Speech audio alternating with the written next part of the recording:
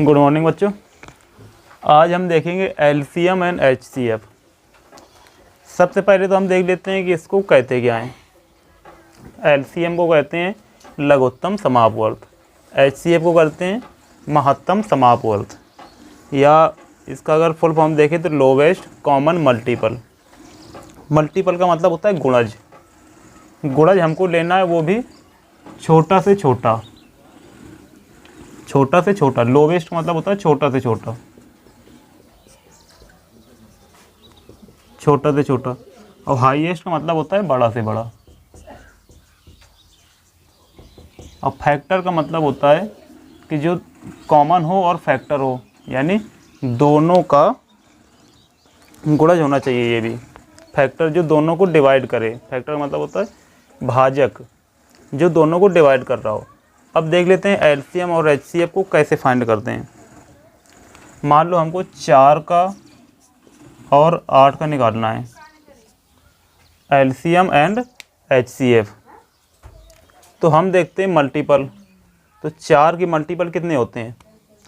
एक तो आएगा 4, 8, 4 तिया 12, 4 चौको 16, 4 पंचे 20, 4 छंग 24, 4 सत्ते 28, 4 अट्ठे 32, 4 नमा 36 और 40। 8 का देखेंगे अगर हम, तो 8 का आएगा 8 एकम 8, 8 दूनी 16, 8 तिरके 24, 8 चौको 32, 8 पंचे 40, 8 छंग 48, 8 सत्ते 56। अब अगर हम निकालेंगे कॉमन मल्टीपल, एलसीएम अगर निकालें हम, तो दोनों का कॉमन मल्टीपल निकालना है। लेकिन एलसीएम निकालने के लिए हमको क्या ध्यान रखना है? एलसीएम निकालने के लिए हमको एक चीज़ ध्यान रखनी है कि छोटा से छोटा होना चाहिए। और कॉमन मतलब जितनी भी संख्याएं दी हुई हैं उन सब में मिलता जुलता। मल्टीपल का मतलब गुणज, गुणज हमने ये लिखे हुए हैं। तो अगर हमको छोटा से छोटा निकालना हुआ तो हम क्या निकालेंगे? एक तो 8 है जो दोनों में कॉमन है, एक 16 है जो दोनों में कॉमन है, 24 है जो दोनों में कॉमन है, 32 है, 40 है। लेकिन एक बात ध्यान रखने वाली है कि अगर हमको एलसीएम निकालना है, एलसीएम अगर निकालना है तो एलसीएम का मतलब ही होता है छोटा से छोटा। तो ना तो हम 24 ले सकते हैं, ना 32 ले सकते हैं, ना 40, ना 16। हमको छोटा से छोटा निकालना है। तो छोटा से छोटा जो हमारा मल्टीपल है वो क्या है? 8। तो इन दोनों का एलसीएम निकालेंगे तो आएगा 8। इसके बाद में हम देखते हैं कॉमन फैक्टर। फैक्टर मतलब होता है उसके गुणनखंड कितने निकल रहे हैं, और बड़ा से बड़ा निकालना है एचसीएफ में। तो देखो उसको कैसे करते हैं। पॉज करो इसको। अब अगर एचसीएफ देखेंगे हम, तो एचसीएफ में हमको बड़ा से बड़ा निकालना है। मान लो हम उन्हीं संख्याओं को लेते हैं 8 का और 4 का। अगर हम एचसीएफ लेंगे तो हमको ये देखना है कि कौन कौन संख्याएं हैं जिनका भाग 8 में चला जाएगा। तो हमारी संख्याएं हैं, एक तो हो जाएगी 1, 1 का भाग सब संख्याओं में जाता है। एक हो जाएगी 2, 2 का भाग भी चला जाएगा 8 में। एक होगी 4, 4 का भाग भी 8 में चला जाएगा। और एक 8, 8 का भाग भी 8 में चला जाएगा एक बार में। 4 में किसका जाएगा? 1 का जाएगा, 2 का जाएगा और 4 का जाएगा। इनके अलावा किसी संख्या का भाग 4 में नहीं जाएगा। यानी इसके फैक्टर क्या हैं? गुणनखंड कितने निकले? या तो 1 का भाग जाएगा, या 2 का, या 4 का, या 8 का। इनके अलावा किसी का भाग 8 में नहीं जा सकता है। अब उसके लिए देखना क्या है? हमको निकालना है हाईएस्ट, यानी बड़ा से बड़ा। इनमें बड़ा से बड़ा छांटना है। तो एक तो कॉमन है 1, एक है 2 और एक है 4 जो दोनों में है। तो हमको क्या लेना है? हाईएस्ट, यानी कि हमको चाहिए बड़ा से बड़ा। और बड़ा से बड़ा क्या है हमारा? 1 भी नहीं है, 2 भी नहीं है, 4 है, जो दोनों में कॉमन भी है और बड़ा भी है सबसे। तो इनका अगर एचसीएफ निकालेंगे हम, तो एचसीएफ आ जाएगा, एचसीएफ आ जाएगा इनका 4। 4 सबसे बड़ा कॉमन फैक्टर है। अब इसके बाद में देख लेते हैं कि इनको हम कितने प्रकार से निकाल सकते हैं। एलसीएम निकालने के 2 तरीके हैं।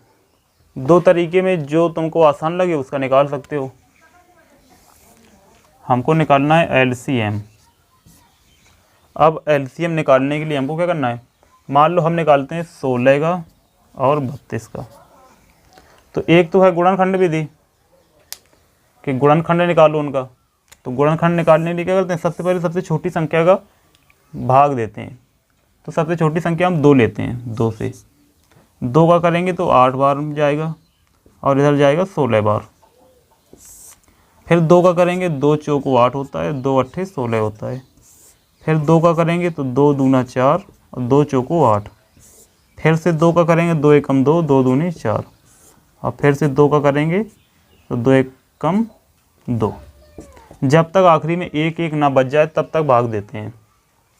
फिर जितने इस तरफ हमारे निकले हैं, जितनी बार भाग दिया है, उन सबका हम गुणा कर लेते हैं। 2 गुणा 2 गुणा 2, 3 2 5 बार, 4 5, 2 दूना 4 दूना 8 दूनी 16 दूनी 32। यानी इन दोनों का जो एलसीएम आएगा वो आएगा 32। ये आंसर है। दूसरा हम इस प्रकार से निकाल सकते हैं 16 का और 32 का, 16 का और 32 का गुणनखंड किसके ज़्यादा हैं। तो इस पे हमारे कितने बार गुणनखंड निकल सकते हैं। तो 2 का अगर हम 4 बार गुणा करें, 2 2 2 2, 2 दूनी 4 दूनी 8 दूनी 16। 32 में करेंगे तो 5 बार हो जाएगा, 1 2 3 4 5, 2 दूनी 4 दूनी 8 दूनी 16 दूनी 32। ये गुणनखंड हो गए। तो हमको इसमें क्या करना है, 2 की संख्या जिसमें ज़्यादा होगी वो वाला लेंगे। इसमें कुछ सवाल से हम वो करेंगे, प्रूव करेंगे। जैसे इसमें 4 हैं 2, इसमें 5 हैं 2, तो हम 5 वाला ले लेंगे और वही हमारा हो जाएगा एलसीएम।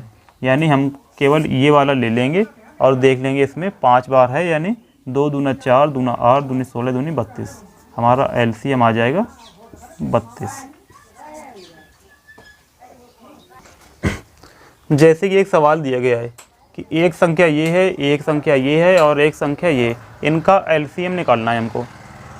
तो इनका एलसीएम निकालने के लिए तीनों को पहले लाइन से हम लिखेंगे। तीनों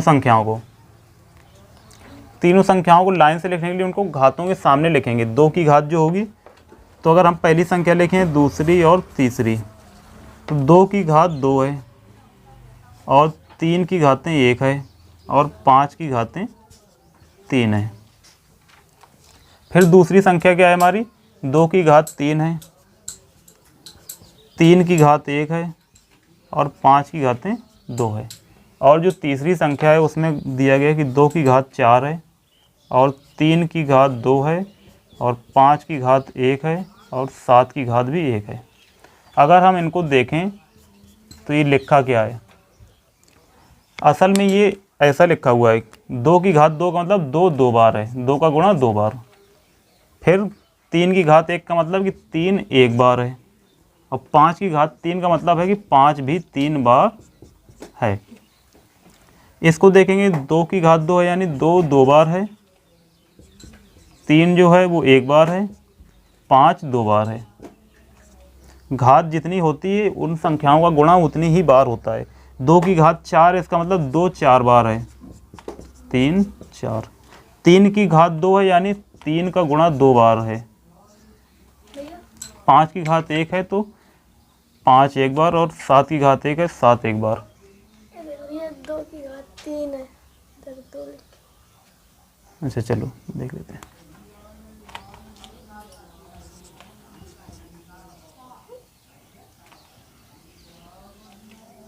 2 की घात 3 बार हो गया, 3 + 5। अब सही है।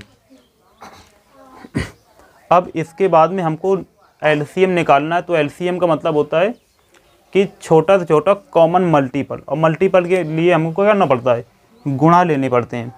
अब अगर हमको एलसीएम लेना है किसी संख्या का तो हम क्या करेंगे, अगर 2 की घातें सबसे ज़्यादा किस में हैं, जिसकी घातें सबसे ज़्यादा होंगी 2 में, उसको हम ले लेंगे।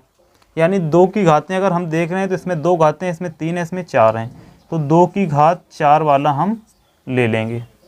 और गुणक निशान लगा देंगे।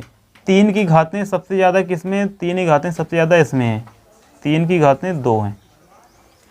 5 की घातें सबसे ज़्यादा किस में है? तो 5 की घातें सबसे ज़्यादा 3 है। और 7 किसी में नहीं है तो भी हम 7 को ले लेंगे एक बार, क्योंकि 7 की घात 1 है तो 7 को ले लिया। अब हमको इन्हीं का गुणा करके लिख देना है, वही हमारा आंसर होगा। 2 की घात 4 और 3 की घात 2, 5 की घात 3। इसको अगर हम लिखें तो कैसे लिखेंगे? 2 को 4 बार लिखेंगे हम, यानी 2 गुणा 2 गुणा 2 गुणा 2, और 3 को 2 बार लिखेंगे, 5 को 3 बार लिखेंगे, और 7 को भी एक बार लिखेंगे। और हमने बताया था कि 1 5 और 1 2 को मिला करके हम एक 0 बना सकते हैं, जिससे सवाल की कैलकुलेशन में थोड़ा आसानी हो जाएगी।